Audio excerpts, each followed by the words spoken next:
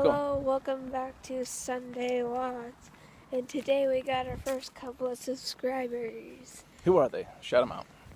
A shout out to Dominic Passos and my sister Emma. Dad, you're holding it. Wait, what? You're holding it weird. Sorry. Well, Oh, it's not weird. The first couple that I know of. Yes, It was a dog. the dog. It's a nice dog. All right. A nice DOG. Talk nice and loud so they can hear because it's kind of windy today. You're kind of windy. Okay. All right, Colin. So what did you learn today in church? Okay. I learned about. Talk loud so they can hear.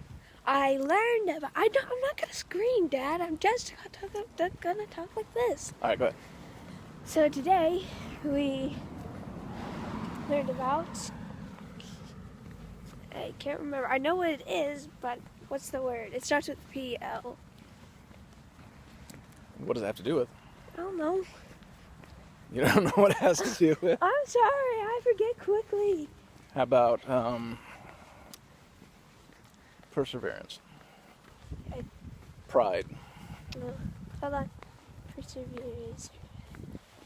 Anyway, while I'm thinking, why don't you tell the audience what you learned about? Okay. Did yours have to do with like food storage and taking care of yourself? Yeah. Did it? No. All right. Just You hold it. Don't bump. All right. I want to take a little Dramamine before you watch this show. So today we talked about, it was Fast Sunday. So we fasted and there was testimonies and there were very good testimonies that were talking. The young woman's presidency changed and so they talked a lot about, a lot of the girls got up and gave their appreciation for their leaders and for each other and for the Lord. It was nice.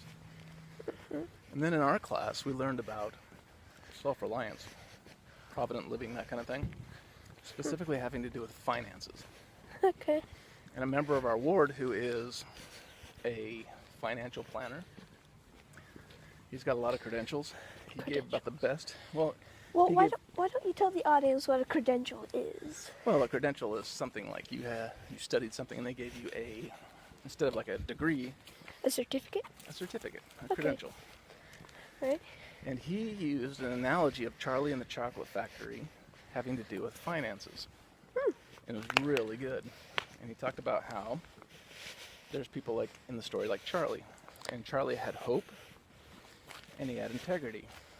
And they had studies of people who were like over $10 million and 75% of them, one of the common traits that they had was integrity.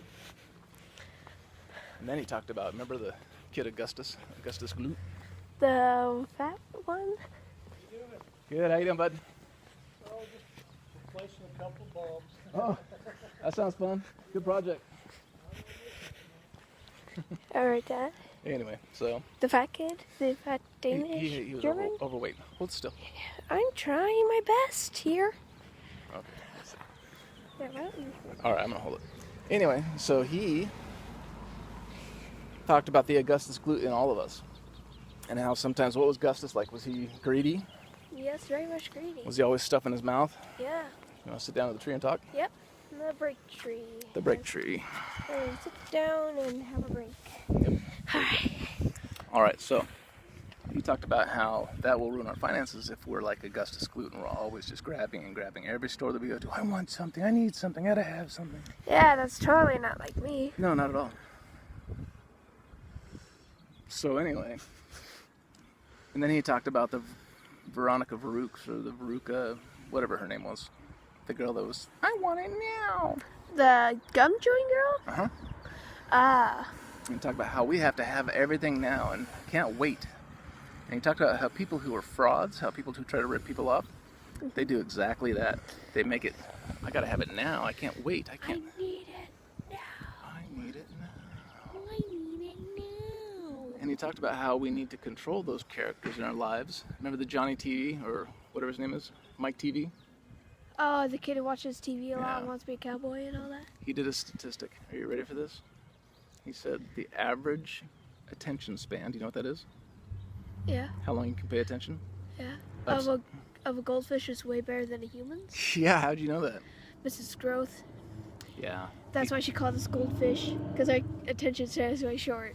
Well, the average of a guy who's 25 years or less is 7 seconds.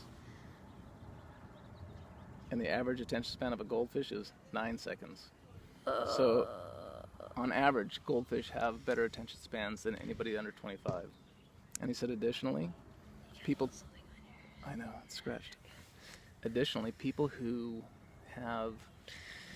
What is it? Adults in America touch their phones more than 2,500 times in a day, on average. Adults, not children. Well, Children are twice that much. probably like 50 billion, right? Yeah. So he says we live a distracted life. And he says people who are frauds, people who try to rip people off, they'll always try to make it an emergency. You've got to do it now. No, you don't have time to talk to your spouse or your parents. You just got to do it now, because otherwise you're going to lose out. You're coming in on the ground floor. This is it. I'm giving you the opportunity of a lifetime. I'm sorry, what'd you say? I was looking at the tree. And if it becomes too obvious, then, here you go. If it becomes too good to be true, guess what? What? If it sounds too good to be true, it is too good to be true. And Just like dreams. and they're scamming you. And the teacher talked about this guy that called him, and he was really good. And he says, oh, I'm letting you in on the ground floor of this thing. And if you don't hear it, he says he's really good. And he says he knew it was a fraud, but somewhere deep down in his heart, there was a little bit of an Augustus Gloop that was thinking, maybe. What about the other people in there? Well, we covered most of them. There's lots of them, but he talked about how we have to overcome those negative characters, the Augustus Gloop, the Greedies. We need to overcome the Veronicas that want it now. We need to overcome the Mike TVs, who have no attention span and are easily duped. But they're also loudmouth know-it-alls. You don't mean They don't listen, they ask a question they don't need an answer to, and then they try to give you an answer. Sound like big loudmouth know-it-all. So, like, what? There's this one girl in my school who's a know-it-all. Don't say her name. I know. I'm not gonna say her name, but there's just one. She's just really. I try to avoid her a lot. What do you think she's missing in her life that she needs to do that? Do you think she feels confident in herself? Do you think she's appreciated at home? I don't know.